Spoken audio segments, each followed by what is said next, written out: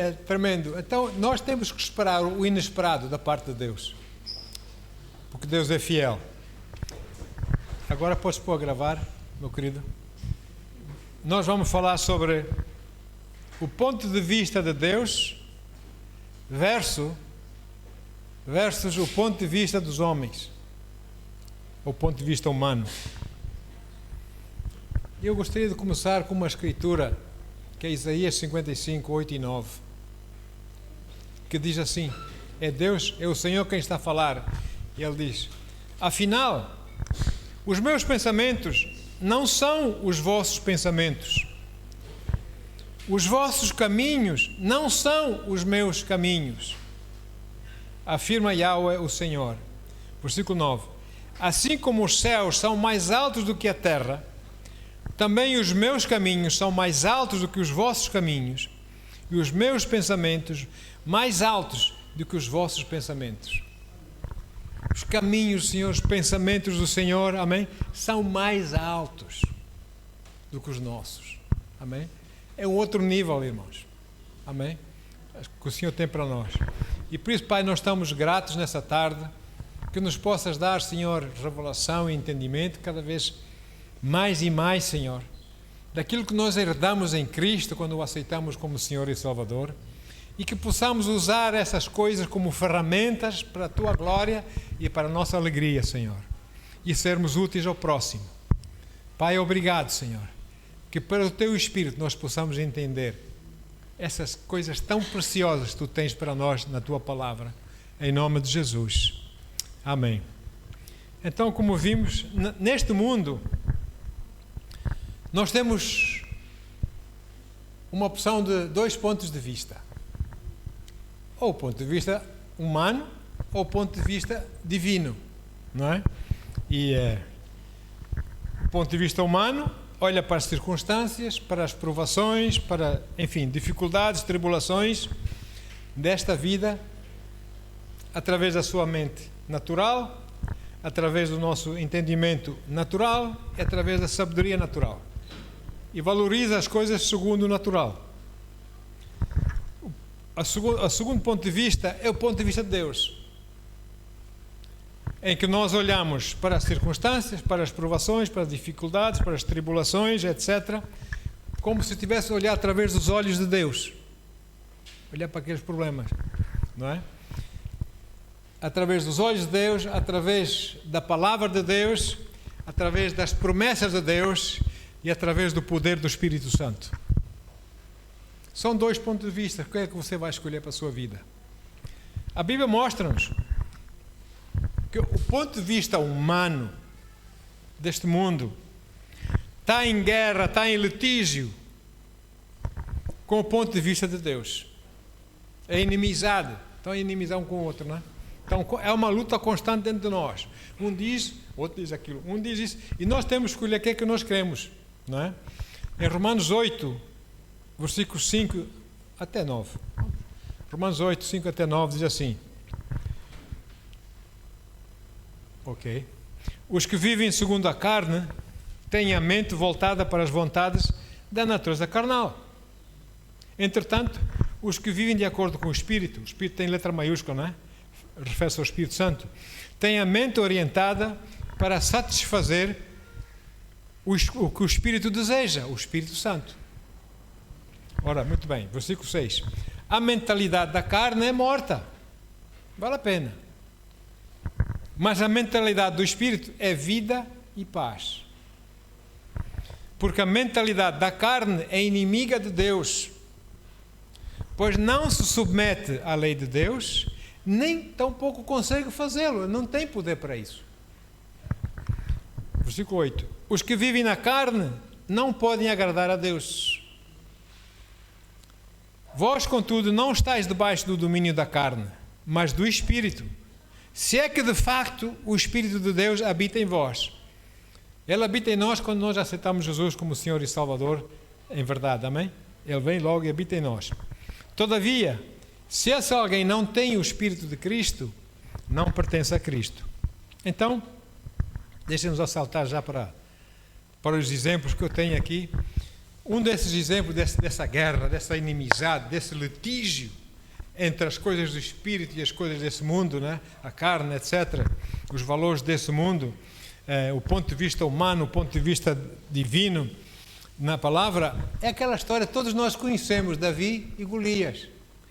Quem não conhece a história de Davi e Golias, não é? Muito bem, e vamos falar um pouco sobre isso. Ora, Israel estava em guerra com os filisteus. Curiosamente, Filistia era o que se chama hoje Gaza. E já Israel estava em guerra com eles. E os irmãos mais velhos de Davi, que mais tarde se tornou rei de Israel, Davi era um pastorzinho de ovelhas do seu pai. Os irmãos mais velhos de Davi estavam a servir no serviço militar, no exército de Israel, e estavam lá na linha da frente, lutando contra os filisteus. Ora, Jessé, o pai de Davi, mandou o jovem Davi levar comida para os seus irmãos. Pai é pai, né? Preocupado com os seus filhos. Mandar comida para os seus irmãos lá na frente da batalha e mais uns queijinhos, umas coisas especiais para os oficiais deles, para que tratem bem dos filhos, né? Sabe como é que é? Então, quando Davi pôs a caminho, deixou alguém para cuidar do rebanho do seu pai, que era responsável, e pôs-se a caminho. E quando Davi chegou lá no arraial, ao acampamento do exército de Israel, ele foi inundado com uma chuva do ponto de vista humano. Sobre aquela situação ali que estava a acontecer e que estava a influenciar o exército de Israel, que só falava do perigo, do tamanho e da força e, enfim, de Golias, um tal gigante Golias, filisteu, campeão militar, um gigante que estava nas fileiras inimigas a falar contra o povo de Israel. E todos os dias, de manhã à tarde, lá vinha o gigante ameaçar e a desafiar. Há um entre vós que venha cá lutar comigo, vem agora, seus cobardes, sabe como é que é, não é? E Golias punha-se à frente dos seus exércitos, os exércitos já estavam prontos para atacar, não é? E então ele dava aquelas palavras desafiando o exército de Israel ou alguém para que viesse enfrentá-lo. E ele vinha de manhã, durante 40 dias ele fez isso, de manhã e à tarde, de manhã, sempre a mesma coisa. Ora, chama-se isso o princípio de repetição. Quando as pessoas ouvem todos ou frequentemente, com muita frequência, sempre a mesma mentira, sempre a mesma ameaça, as pessoas, se não ficam firmes no Senhor, se não estiverem firmes no Senhor, começam a sentir-se ameaçados, começam a ficar com medo. O medo paralisa, ou não? Muito bem. O inimigo sabe fazer as coisas. Agora, mas Davi chegou lá fresquinho, lá do cuidar dos rebanhos do seu pai, sem ouvir essas coisas, e ouvir as ameaças desse gigante, do gigante Golias. Ele olhou à sua volta e perguntou aos soldados que estavam ao seu redor, e disse: olha, mas por que esse tipo aí está constantemente a ameaçar os nossos exércitos? Quem pensa ele que é? Por que ninguém entre nós se levanta e aceita desafiá-lo? Se calhar não há aí um herói, um valente. Quem pensa que é esse filisteu incircunciso, não tem Deus verdadeiro com ele, não tem aliança com o seu Deus, para desafiar, quem pensa ele que é para desafiar os exércitos do Deus vivo? Mas quem pensa, como é que ele se atreve sequer a fazer isso? Essas palavras de Davi foram o primeiro ponto de vista que aqueles soldados, o exército de Israel, ouviu em 2 meses. Era tudo negativo, tudo ameaça, tudo eles estavam todos com medo, sentiam-se ameaçados. Foi o primeiro ponto de vista de Deus que eles ouviram em 2 meses. E isso fez-los ficar assim um pouco alertados, espantados com aquelas palavras. E todo o exército israelita, como já vimos, deixou-se influenciar pelo ponto de vista humano. Olha, nós estamos feitos, nós estamos fritos, com molho de escabeche e tudo, não vamos tentar, mas é preparar para fugir daqui, porque nós vamos ser derrotados, aquelas coisas todas, não é? pelas ameaças de Golias, que, como eu disse, estava a usar o princípio de repetição. Quanto mais, pior para quem ouve, não é? Começa a acreditar numa mentira como sendo verdade. E por isso, toda a gente tinha se esquecido de tanto ouvir aquilo, todos se esqueceram da promessa de Deus, todos se esqueceram que Deus era por eles, e todos estavam naquela, não é? Ninguém se lembrou de mencionar, mas Golias não está a ameaçar apenas a nós, ele está a ameaçar o nosso Deus. Nós somos povo de Deus, não é? Mas não, eles preferiam pensar, estamos fritos, não sei como é que vai ser, vamos morrer todos aqui.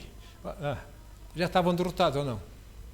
Muito bem, então, por isso eles ficaram assim atônitos, ficaram espantados até ouvir aquelas palavras frescas, do ponto de vista de Deus, da boca daquele jovem Davi. Davi tinha 17 anos por aí, mais ou menos coisa. E eles ficaram espantados e eles mandam, olha, realmente há qualquer coisa em ti, olha, vai falar com o nosso rei, olha, a tenda real é ali, vai falar com o rei, ele é que manda, não somos nós, não é? E então ele lá foi falar com Saul, o rei de Israel, e conversou com ele, e o rei perguntou, eu estou parafraseando, não é? A Bíblia diz assim, ele disse para Davi, mas tu acreditas que consegues enfrentá-lo e vencê-lo? Esse gigante? Essa ameaça terrível aí? Ao que Davi respondeu, com certeza que sim, claro que sim. Ele nem sequer aliança tem com Deus? Quem pensa ele que é? Eu tenho. Olha só, o rei Saul então ordenou Davi que lhe explicasse o porquê de tanta certeza. Amém? Porque como é que ele sabia que podia vencer aquele gigante, Golias? Porque Davi ainda era jovem, muito jovem, adolescente até quase, 17, 18 anos por aí, não é? E nunca teve nenhum treino militar sequer. E como é que ele vai enfrentar esse guardião, esse campeão militar, profissional? Davi respondeu, ó rei, ao cuidar dos rebanhos do meu pai, eu tive de enfrentar e matar o leão e o urso. Olha, Deus já treinou Davi, não é? Eu tive que matar o leão e o urso e saí vencedor, porque eu sabia que eles não vinham contra mim, mas eles vinham contra o meu Deus, porque eu sou dele. Então, Deus é minha proteção e não eu próprio, eu não sou a minha própria proteção, Deus é minha proteção. Então, confiante nisso, eu avancei e, meu rei, eu matei o leão e matei o urso. E assim como eles tombaram, esse gigante ali vai tombar também. Porque a batalha não é minha, a batalha é do Senhor, a peleja é do Senhor. A batalha não é nossa, irmãos, a batalha é dele. Mas nós temos que confiar nele. Agora, Davi sabia o que significava estar em aliança com Deus. Ele lembrava de toda a aliança dos seus pais, Abraão, Jacó, Isaac e Jacó, e outros tantos que entraram em aliança com Deus. Ele lembrou-se de toda essa aliança, das promessas que Deus fez nessas alianças para o povo. Ele lembrou-se disso e ele acreditou, ele confiou nas palavras do Senhor, sabendo que Deus não é homem para que minta, não é? Então, portanto, a aliança com Deus tinha uma grande importância na vida de Davi. E com esse espírito jovem, finalmente, depois o rei disse, olha, experimenta aqui a minha armadura. Aquilo até foi caricato, que deve ter sido para rir, não é? Davi não cabia lá dentro daquilo, não é? Davi é pequeno, Saul era grande, é um dos mais altos de Israel, não é? Imagina só aquelas latas todas soltas, não é? Ele disse, não quero nada disso, eu não quero nada disso. Por quê? Porque aquela armadura era a opinião dos homens. Mas Davi tinha a opinião de Deus, tinha a unção de Deus nele. Ele preferiu a armadura de Deus. Ok, muito bem. E assim sendo, ele avançou para enfrentar o gigante na linha da frente. E o gigante, quando o viu, avançou contra Davi em nome dos seus deuses, e Davi enfrentou no nome do Senhor, Yahweh, o capitão dos exércitos de Deus. Vamos ver aqui agora o que a Bíblia diz. 1 Samuel 17. Vamos ler um pouco da palavra. 1 Samuel 17, 12. Mais ou menos 51, por aí. Diz assim. Uma história linda. A história fala muito ao nosso coração. Davi era filho de Jessé, o Efrateu, de Belém de Judá. Jessé tinha 8 filhos e já era idoso na época de Saul, o rei de Israel, Saul.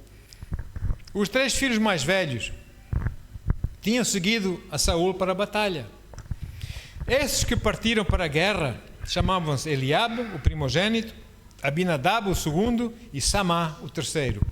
Davi era o filho mais novo. Os 3 mais velhos serviram ao exército de Saul.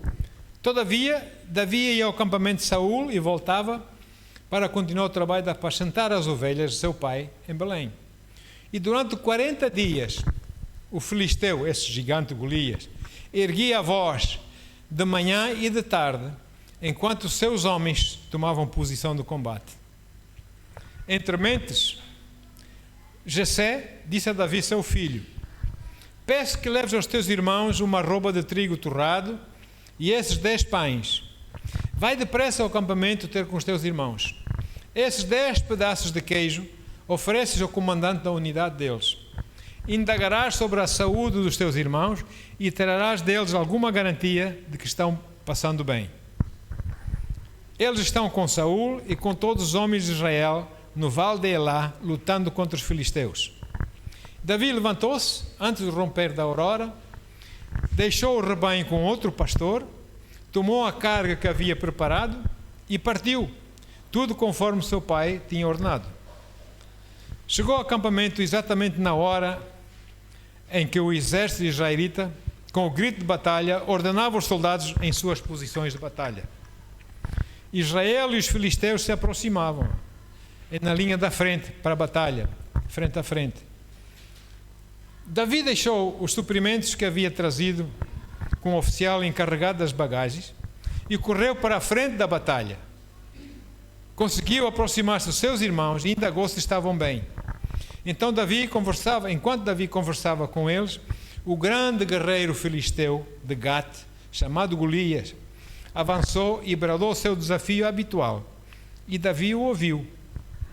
Assim que os soldados israelitas viram Golias se aproximando e esbravejando, recuaram apavorados, com medo. Os israelitas comentavam entre si: viste aquele homem enorme que subiu? Pois ele veio desafiar Israel. O rei dará grandes riquezas a quem o vencer. Também lhe dará a sua filha, a princesa, em casamento, e isentará de impostos em Israel a família do seu pai. Uau, vale a pena o prêmio, não é? Então Davi perguntou aos soldados que estavam ao seu lado: que é que receberá o homem que matar esse filisteu e desagravar a ofensa contra a honra de Israel? Quem é esse filisteu incircunciso para desafiar os exércitos de Deus vivo? E os homens responderam o que antes haviam comentado e lhe contaram sobre a recompensa para que conseguisse aniquilar Golias. Quando Eliabe, olha só, Eliabe, o irmão mais velho, viu que Davi estava cheio de garra, cheio de coragem, né? E ele sentiu-se mal, porque ele estava acobardado. Quando Eliabe, o irmão mais velho, ouviu Davi falando com os soldados, ficou irritado com ele e indagou: por que afinal desceste até aqui, mano? E com quem deixaste aquelas ovelhas no deserto, mano? Bem conheço a tua insolência e a malícia do teu coração. Vieste para assistir à batalha. Eles estavam a se sentir mal porque Davi estava a ser corajoso e eles não. Davi replicou: que fiz eu agora? Por acaso sou privado até mesmo de falar? Então Davi deixou, procurou outra pessoa, propôs a mesma pergunta e ouviu a mesma resposta. Os que ouviram as palavras de Davi foram relatá-las a Saul, o rei, né? que o chamou à sua presença. Então Davi disse a Saul: que ninguém deixe o seu coração se abater por causa desse filisteu, desse gigante ali. Teu servo irá e pelejará contra ele. Um miúdo de 17 anos. Contudo, Saul respondeu a Davi: tu não poderás ir contra esse filisteu para lutar contra ele, com ele, porque não passas de uma criança e ele é um guerreiro desde a sua juventude, ele é profissional. Mas Davi argumentou diante de Saul: quando o teu servo apacentava as ovelhas de seu pai e surgia um leão ou um urso feroz que arrebatava uma das ovelhas do rebanho, eu o perseguia e o atacava e arrancava a ovelha da sua goela. E se vinha contra mim, eu o agarrava pela juba e o feria e o matava. O teu servo venceu o leão e o urso. E assim será com este incircunciso filisteu, como se fosse um deles, pois desafiou os exércitos de Deus vivo. E Davi disse mais: Yahweh, que me livrou das garras do leão e do urso, me livrará também das mãos desse filisteu. Olha, está na opinião de Deus, não é?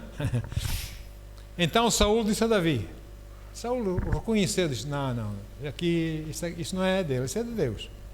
Ele: vai, e que Yahweh esteja contigo. Saul vestiu Davi com a sua própria túnica de combate, colocou-lhe uma armadura, imagino só, é de rir, e lhe pôs um capacete de bronze na cabeça. Davi prendeu a sua espada sobre a túnica e se esforçou para andar. Clang, estava tudo solto, não é? Porquanto não estava treinado a usar todo aquele paramento militar. Então declarou a Saul: não posso me locomover com tudo isso, porque não estou acostumado. E imediatamente desembaraçou-se de toda aquela armadura, porque ele tinha a armadura que ele tinha, a armadura de Deus, a unção de Deus. Em seguida, versículo 40, Davi tomou na mão o seu cajado, escolheu no riacho 5 pedras, é importante, 5 pedras, bem lisas, aquelas pedras do rio, lisas, e as colocou no seu bornal de pastor, isto é, uma espécie de sacola. Pegou a sua tiradeira, a sua funda, usa-se muito no Médio Oriente, fundas. Pegou a sua tiradeira e partiu ao encontro do filisteu. Neste mesmo momento, o filisteu, com o seu escudeiro, ainda por cima um escudeiro, à frente, vinha se aproximando da direção de Davi. Golias parou, olhou bem para Davi e começou a caçoar, a gozar, a escarnecer. Porquanto o seu oponente não passava de um jovenzinho, um miúdo, ruivo, bronzeado e de boa aparência. Então esbravejou Golias a Davi: só por acaso um cão para que venhas ter comigo com um pedaço de madeira, com essa vara que tens aí na mão? E o filisteu amaldiçoou Davi pelos seus deuses. Disse mais o filisteu a Davi: vem cá, e darei a tua carne às aves do céu e às feras do campo. Contudo, olha aí a coisa de Davi, a atitude de Davi. Davi retrucou ao filisteu: tu vens contra mim com espada, com lança, com escudo pontiagudo, uma lança enorme do gigante, escudo super pesado, espada enorme, não é?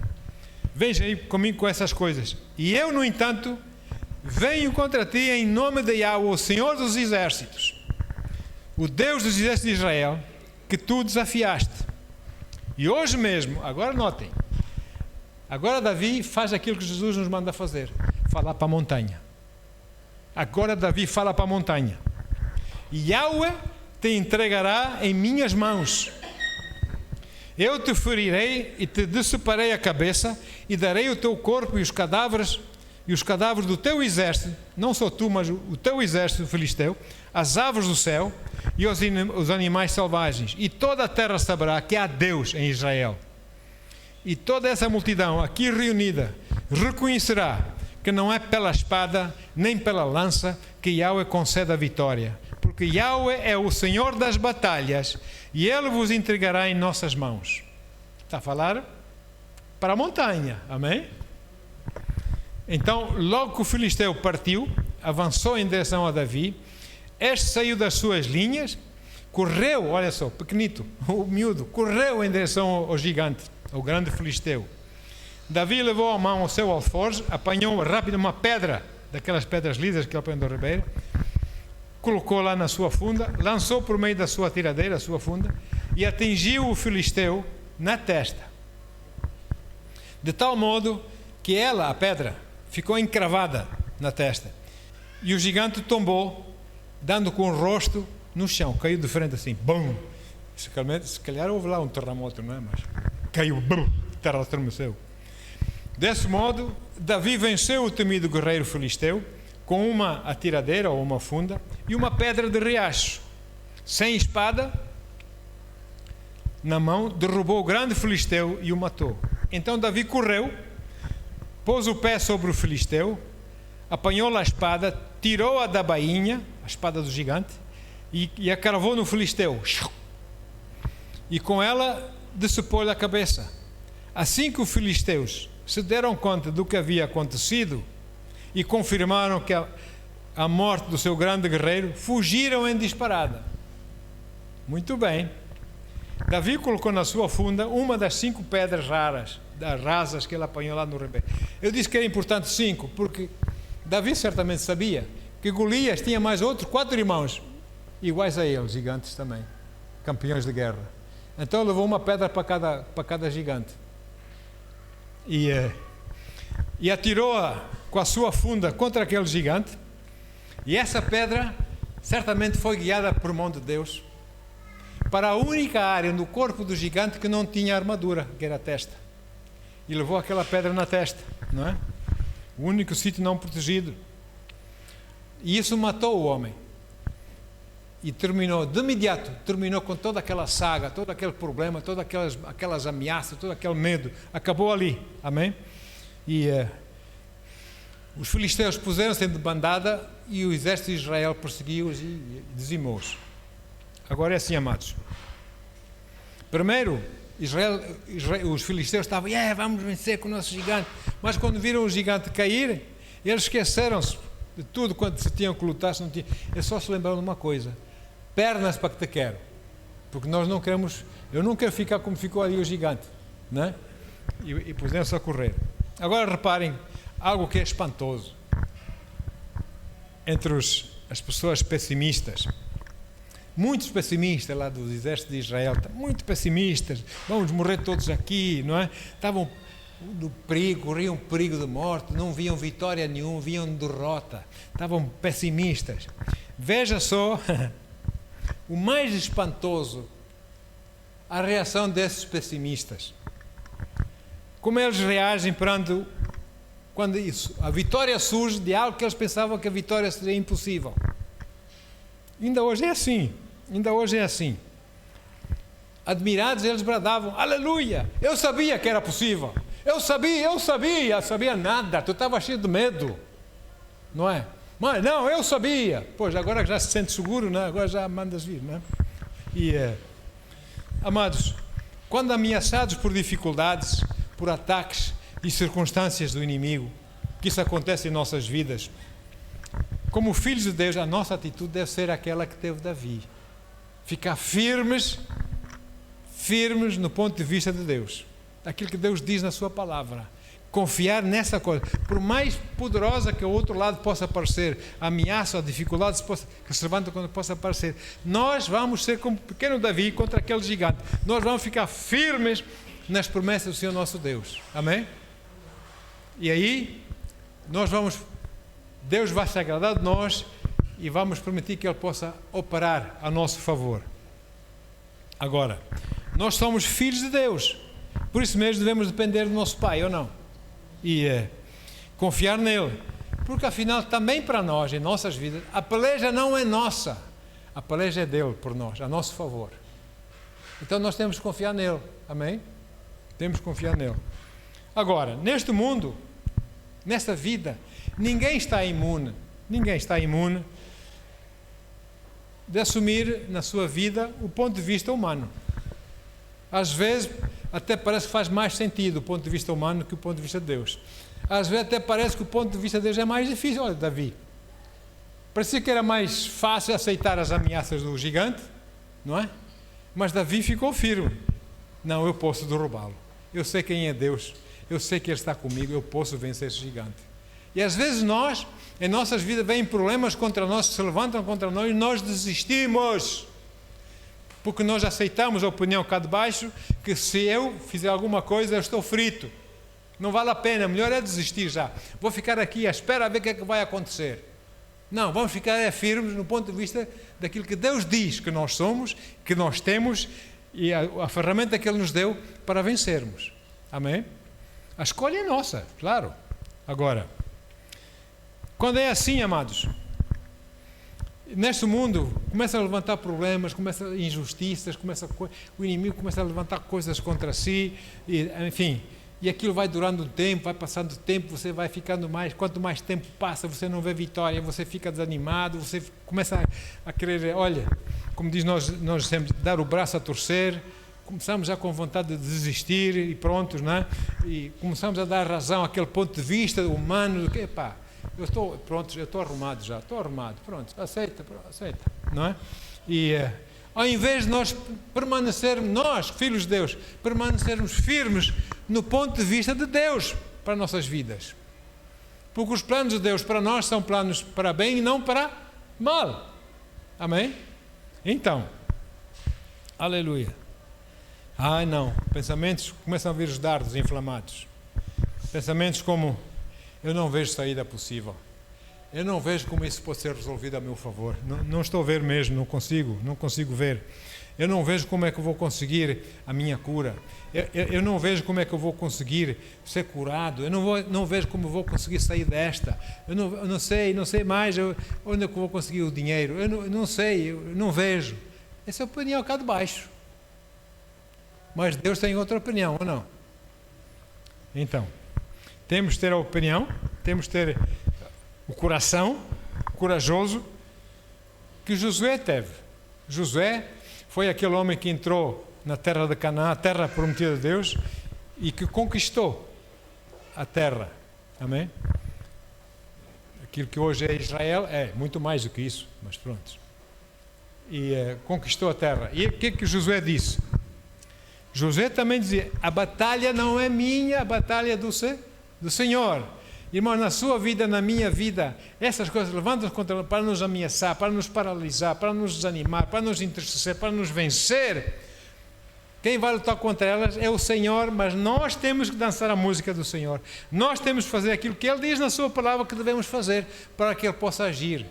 Amém? Porque tudo o que não é fé é pecado e Deus não age no pecado. Agora, Josué 23:10 diz assim, Josué 23:10.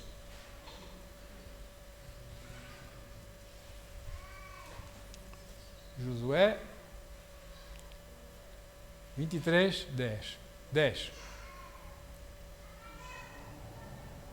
Versículo 10. Ok. Josué diz assim, um só homem dentre vós perseguirá 1000, para dar assim uma ideia do poderoso que nós somos com Deus. Pois o Senhor, o vosso Deus, é quem peleja por vós, como já vos prometeu.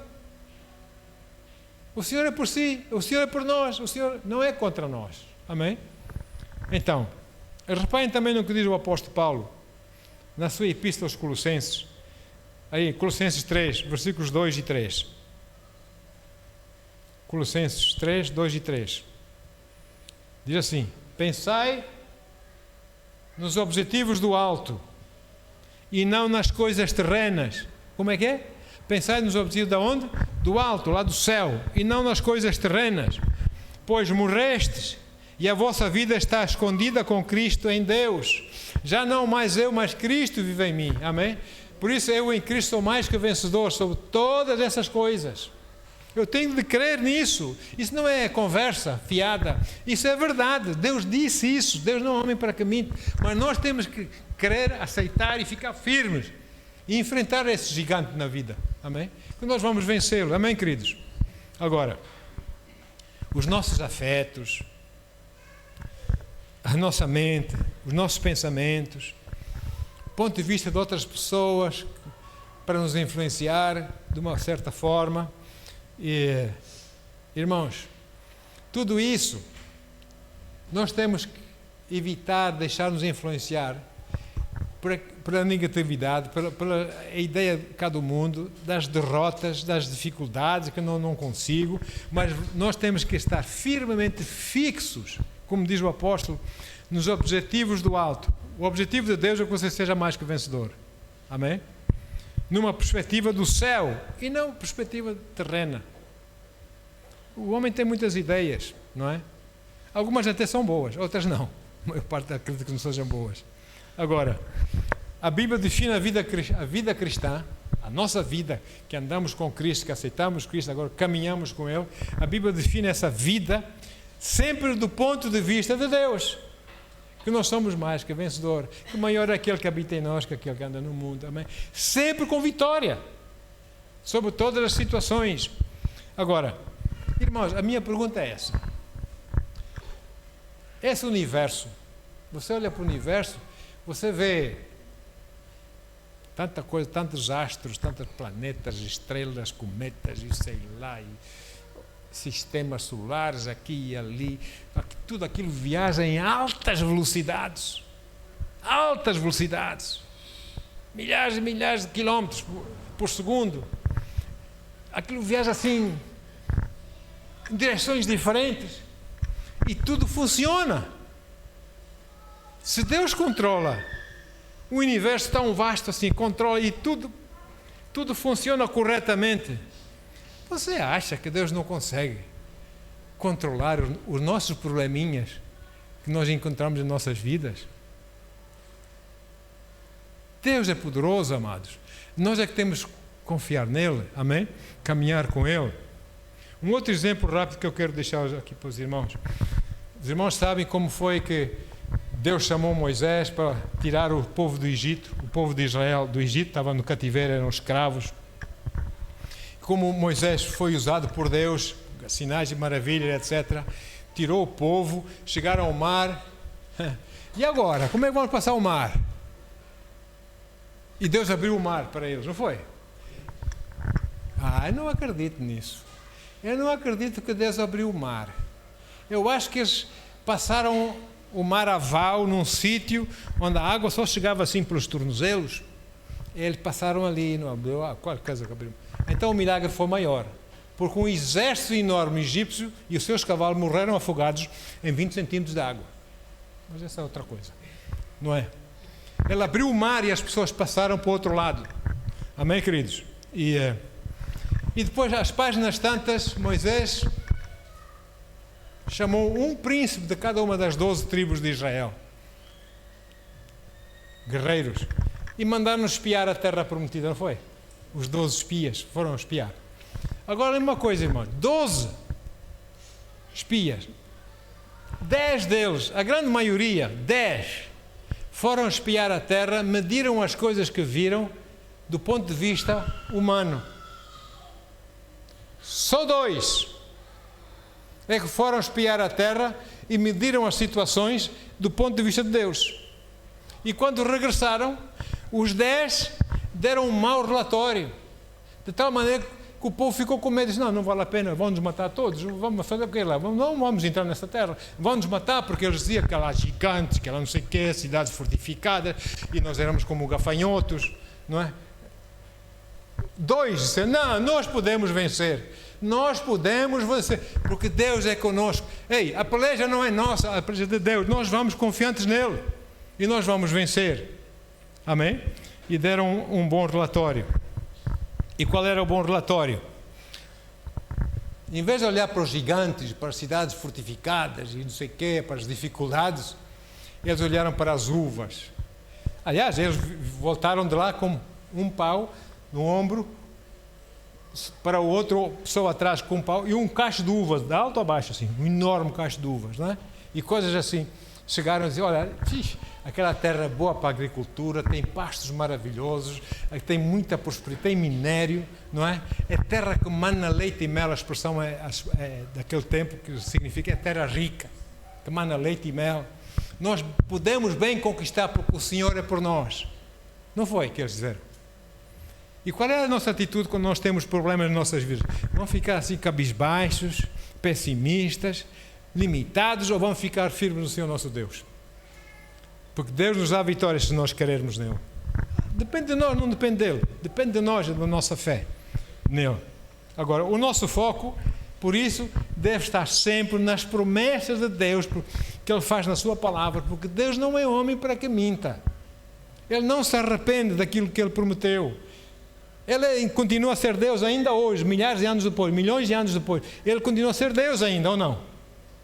Então, e não vamos deixar-nos ameaçar, sentir-nos fracos por causa das enormes dificuldades e gigantes que se levantam do ponto de vista humano para nos derrubar.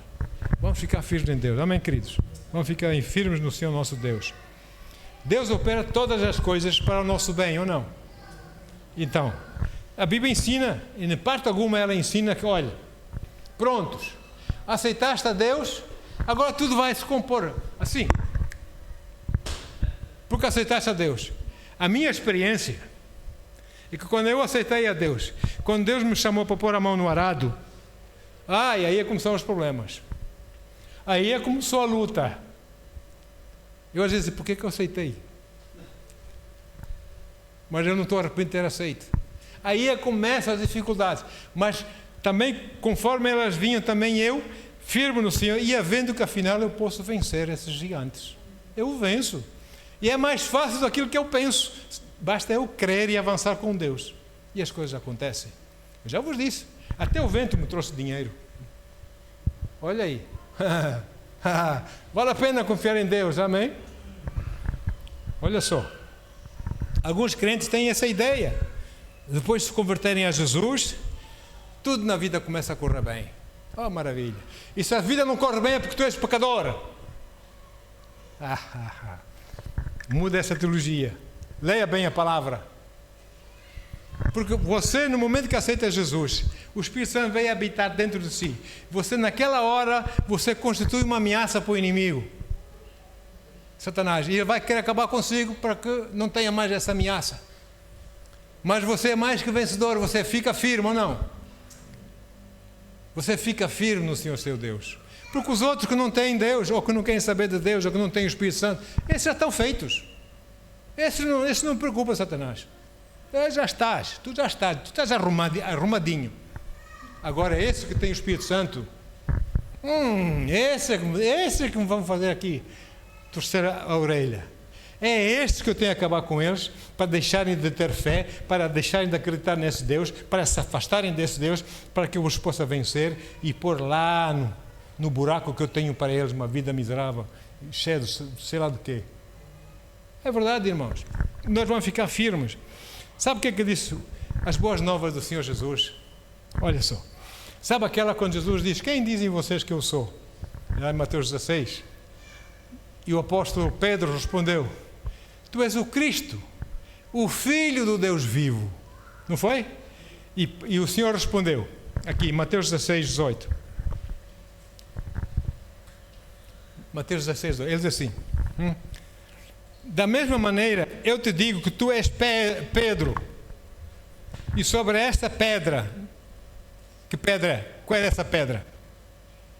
De que Cristo é o Filho do Deus vivo.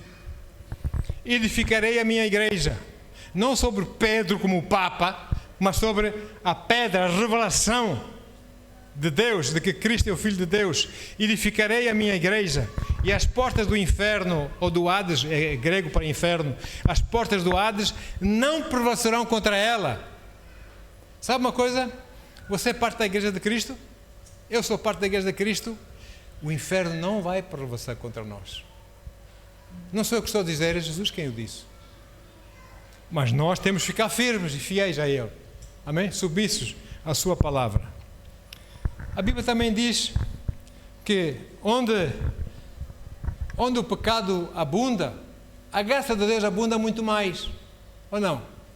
Lá em Romanos 5, ele diz isso.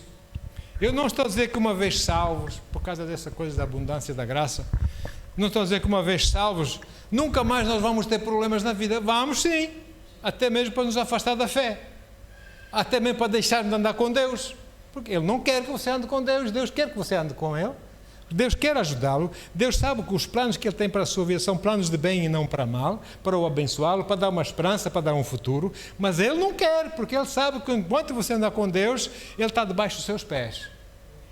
Não é? Então, por quê? Porque você é parte da Igreja de Cristo. E Ele não pode prevalecer contra si. Agora, aleluia, meu Deus. Então, quando surgem os problemas e dificuldades, nós vamos ficar firmes em Deus. Amém, queridos? Vamos confiantes em Deus. Eu não sei como vou fazer isso. Eu não sei como vou fazer aquilo. Fique confiante em Deus. Eu vou dizer uma coisa aqui. É um segredo. Mas está na palavra, por isso. Está lá bem escondida na palavra. É assim, quando você pede alguma coisa a Deus, normalmente nós, na sociedade que nós estamos a viver hoje em dia, nos tempos que correm, nós queremos tudo para ontem. Não é? Tudo na nossa modernice é só carregar o botão e já está, não é? É o micro-ondas, é não sei o quê, tudo rápido. A gente estamos impacientes, a gente não quer esperar muito. Pois, eu tenho novidades.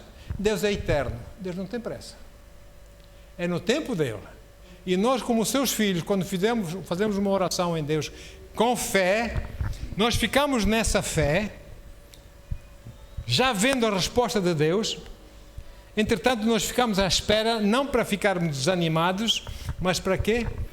Para edificarmos a nossa paciência, para edificar a nossa perseverança. Está lá em Tiago, capítulo 1. Para edificarmos o nosso caráter em Deus. E quando Deus vê que nós estamos a pôr essas coisas em funcionamento para nosso bem, vamos sair mais fortes, Deus vem nos dar a resposta. Eu posso constatar isso várias vezes na minha vida. Não sei como é que vou fazer, não tenho, não sei como é que vou comprar, não sei o quê. Deus, Deus é a minha fonte, Senhor. Eu preciso, essa situação preciso que saia da minha vida, eu preciso isto. Eu creio, Senhor, a tua palavra diz isso, como o Davi falou contra o gigante. É assim, Deus, a tua palavra diz, eu creio, Pai. E eu fico à espera, um mês, 2 meses, sei lá. Eu vou ficar, não vou desanimar, nem me vou esquecer daquilo que eu pedi. Antes vou louvar a Deus. Obrigado, Senhor, tu já me deste. E a coisa aparece, irmãos. Aparece mesmo. Mas por quê? Porque a fé é a única forma que você tem para poder agradar a Deus. Quando Deus vê fé, diz, este é meu filho, esta é minha filha. Anjo, vai, dá aquilo que ele pediu. E os anjos preparam o caminho e trazem aquilo que você pediu. Para seu favor. Porque os planos de Deus são para o seu bem e não para mal. Amém? Então, Ele dá-nos, Ele abençoa-nos. Amém, queridos? Vale a pena confiar no nosso Deus, ou não? Aleluia. Nós não temos que tirar nunca os nossos olhos dele. Nós temos que tirar os nossos olhos dos problemas que nos querem vencer, roubar a nossa alegria, o nosso gozo, e pôr os nossos olhos nele e ficarmos firmes no ponto de vista dele, para que essas coisas, problemas, situações possam ser destruídas. Amém? E nós possamos avançar com ele. Ele faz caminho onde não existe caminho, amados. Não é? Os seus pensamentos são mais altos. Amém? Os seus planos são mais altos.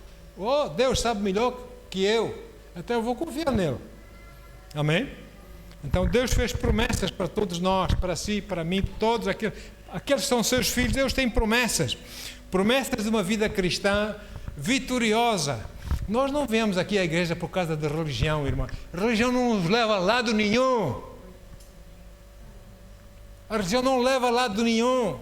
Nós viemos aqui porque nós conhecemos um Deus que está vivo e que nós queremos aprender com Ele para termos vitória na nossa vida e nessa vitória podemos glorificá-lo a Ele, louvá-lo, adorá-lo e saber que Ele é fiel. Ele jamais nos deixará, jamais nos amparará. Amém? E termino com essa coisa do ponto de vista de Deus em nossas vidas. Romanos 8, 28. Diz assim a palavra de Deus, Romanos 8, 28.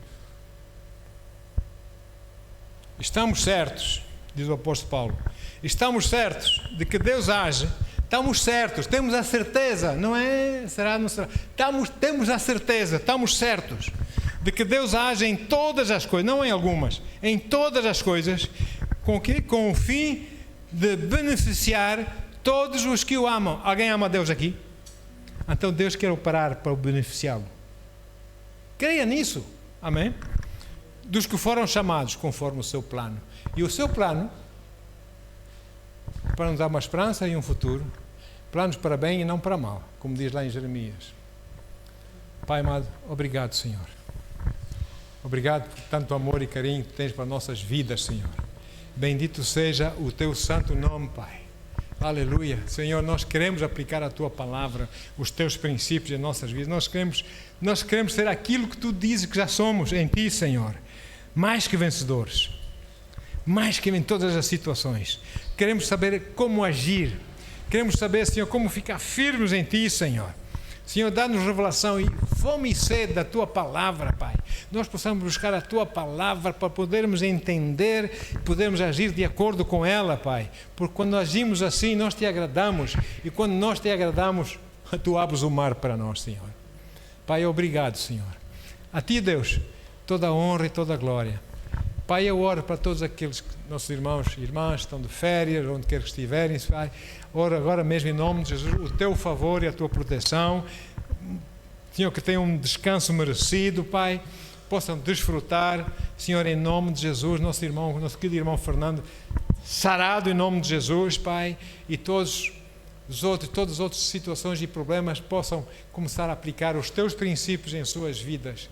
E possam ver que eles são mesmo aquilo que a palavra diz, mais que vencedores em Cristo. A ti, Deus, toda a honra e toda a glória. E o povo que ama o Senhor diz, amém, amém, amém. Glória a Deus. Deus os abençoe ricamente. Aleluia. Glória a Deus. Shandai.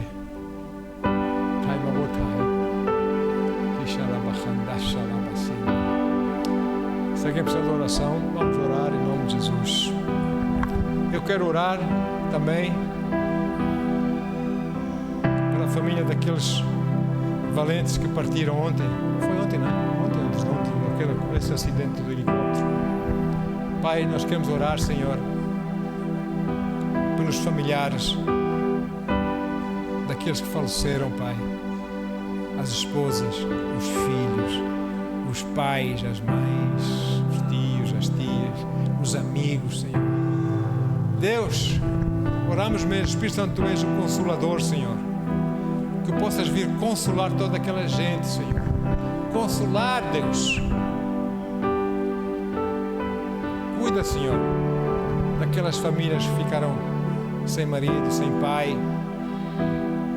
Oh Deus, que a Tua bênção e o Teu favor possam vir sobre eles, Senhor. Em nome de Jesus. Pai, sobretudo, que esses familiares, se não é o caso, possam vir verdadeiramente a conhecer o verdadeiro Jesus Cristo como o seu todo suficiente Salvador e Senhor em suas vidas. Em nome de Jesus. Amém. Amém e amém. Aleluia. Paizinho amado. Lutamos com a